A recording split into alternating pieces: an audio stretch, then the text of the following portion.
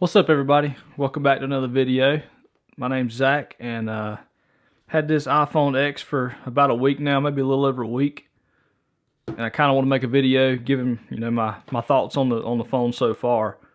Coming from an iPhone 7 Plus, I upgraded to this, and I ain't looked back since. I love it. Given there was a learning curve, to learn how this phone works and stuff, it was definitely different because, like everybody knows by now, you don't have a home button down here. Where my old phone, on all iPhones have this home button, so that's not there on this phone. So that took some getting used to, and once I got used to it, I love it. I mean, first reason I love it is this right here. Look at the size comparison between my old one and the new one. I mean, just a completely different ball game. Now, given this is without a case, so you throw a case on these, this phone comes out to here. I mean, you got to add 1/8 of an inch to it, and this phone gets a little bit bigger, obviously, but this is so much easier to handle. It's easier in my hands, and I got pretty good sized hands, but it's just easier to navigate to where this, I found myself always having to slide my hand around and kind of coming up here with it and moving my fingers around trying to get everything right, and that I was used to it, which was okay, but that just got old, and I don't have to do that with this phone. So one thing that it took me a while to get used to is, say the screen's off. I think some people have it where you can raise the wake. I don't ever do that because I feel like I just be raising it too much, or it'll activate as it's being raised and run my battery down. So you could tap on the screen. Now, I didn't even learn that till just like a day or so ago. I was just hitting the button every time, so that's kind of cool to figure out. Then from here, if you look at it, it'll unlock, and then all you gotta do is swipe up. So that's how you get into the phone. Or you can play around with it, and if it doesn't open, then it'll ask you to put in the code. So you could do it that way. So that's kind of cool. I really like the size of it. I mean, I can't say that enough. It's a great size. It feels like the iPhone, the iPhone 7. I think it's a hair bigger than the iPhone 7, just a little bit, or 8, obviously. But it's cool. I love the full screen. You can I can pull up a picture here. There's my dog. Click on it. Zoom in. And you see how it works all the way to the edges and up and around that notch.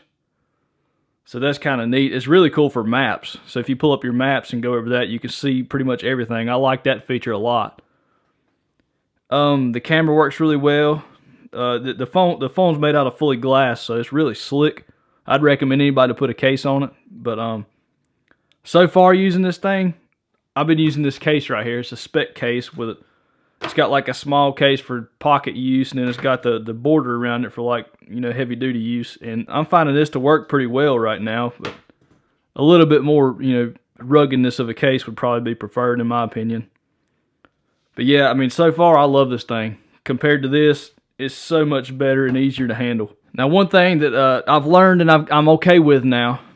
Now, one thing I've learned about this phone, and I'm okay with it now that I'm used to it, is closing your apps. So usually you would double click.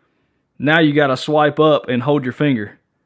And then all your apps, that's how you switch between your apps, to where you used to double click the home button. So get to here, and what I don't really like is after doing that swipe up step, swipe up and hold, you got to hold your finger down again to get those little red dots to come up, and then you can swipe away. So I think that's one too many steps in my opinion on this new operating system with this phone. Is you got to pull up and hold. That takes a while. Then you got to hold your finger down and then swipe away. Because what will happen if you don't do that? If you pull up and then start swiping, it'll go right back to your home screen. And if you look at it again, it's still up. See, right back to calculator. So you got to hold down and wait on it. Sometimes there we go. So I don't really like that feature. I think that's one thing that I would ask to be different in my opinion. But other than that, as far as navigating and learning a new style, it's not bad at all. I'm so glad to have a phone as most capable as this phone in a smaller form factor. And up until upgrading to this phone, obviously I downloaded iOS 11 on my old phone, and the battery life just went completely downhill. It was awful. Battery life sucked with iOS 11 on there. On this phone, I haven't seen a decrease at all. I mean, this phone handles it well. Maybe it was designed optimally for this phone, but I'm telling you, it is great. I was going from having to charge this thing twice a day to not even, I mean, I don't even have to charge this thing every day. I don't even have to charge this phone today. I got 49%, so. But so far, I mean, obviously the different controls, different navigation was it was new to get used to. You swipe down here for your control panel, swipe down on the left for your notifications. Then you flip up to go to your home screen. So say I had the clock open, flip it out of the way. It's kind of like flicking it out of the way. So one thing that I've kind of questioned about, which it may be different now, because I have my case on normally. Usually when I wireless charge, either this or this, which I have beside my bed, it's a Samsung. Both of them are only charging to roughly 75%. Now, I'm not really understanding that. It could be because I've got a case on it and it's not letting the amount of information pass through it. But it'll charge the phone all the way up to 75% and then it cuts it. So I'm going to try it tonight with no case on it and see if it get a full charge that way, and that could be the issue. But that's really the only thing that has me stumped right there on this new phone. But yep. After 1 week of use, I completely recommend this phone. I love it. I mean, once you get used to the different navigations, it performs way better than the other phones. I really like it. This is my favorite iPhone I've ever owned.